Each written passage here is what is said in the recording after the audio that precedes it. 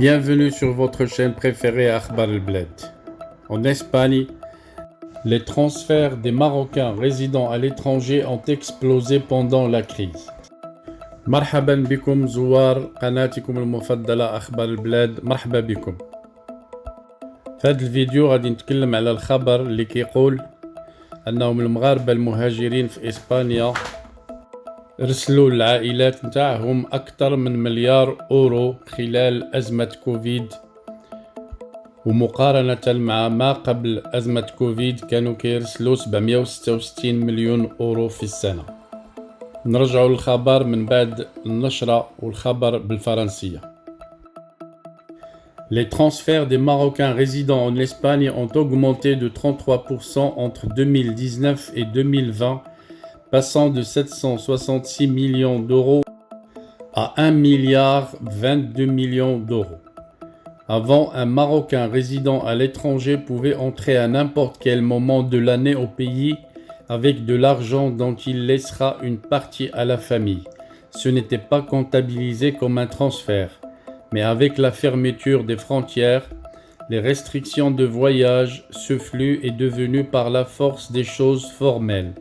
D'où la forte progression que l'on voit aujourd'hui dans les chiffres, explique Inigo Moré, directeur de Remesa.org.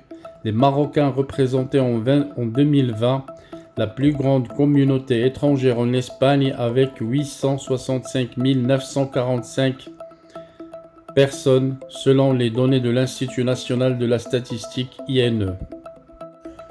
Les envois de fonds totaux en provenance d'Espagne ont augmenté de 36% de 2013 à 2020, note l'expert. L'augmentation des transferts des fonds d'Espagne vers l'Afrique s'estompe car il y a d'autres destinations qui croissent beaucoup plus, développe-t-il.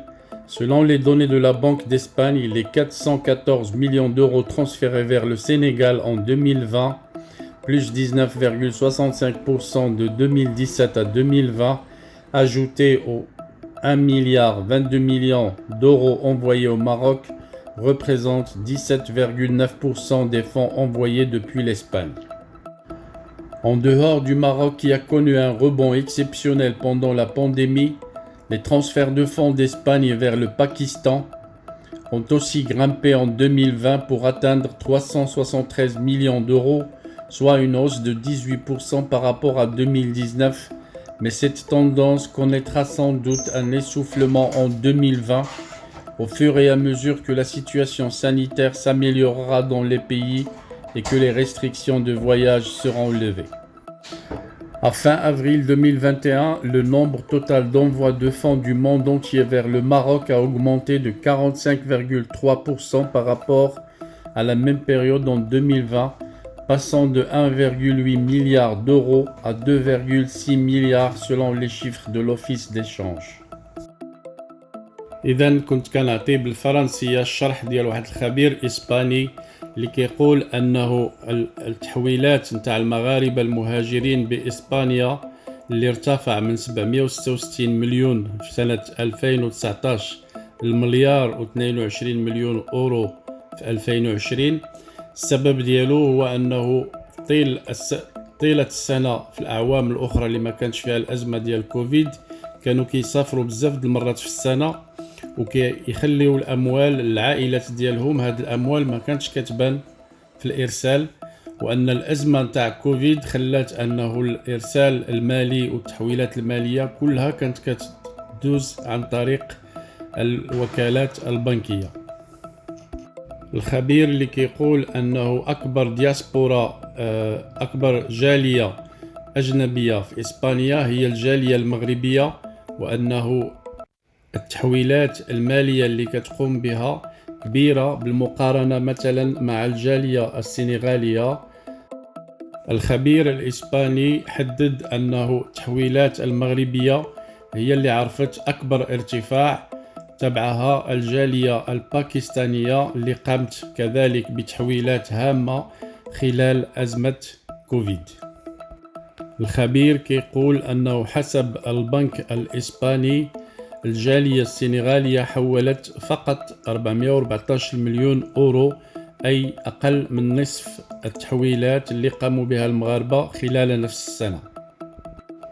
مقارنة مع هذه المعطيات اللي أعطاها الخبير الإسباني حسب البنك الإسباني، من جهته المغرب مكتب الصرف كيحدد أنه المعطيات اللي كيعطي بنك المغرب ومكتب الصرف المغربي كيقول أن التحويلات نتاع المغاربة عبر العالم عرفت خلال 2021 ارتفاع ب 45.3% بالمقارنة مع 2020.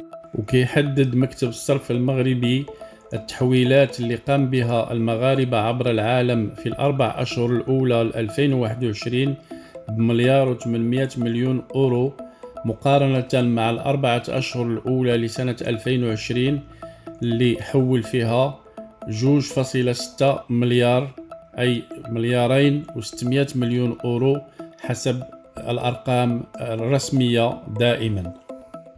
إذن هذه معطيات مقارنة ما بين المعطيات اللي اعطاها البنك الإسباني حول الجالية المغربية المقيمة بإسبانيا مقارنة مع المعطيات العامة اللي كيعطيها مكتب الصرف، واللي اعطى المعطيات نتاع التحويلات نتاع مغاربة العالم، ولكن فقط في 4 شهور الأولى من كل سنة.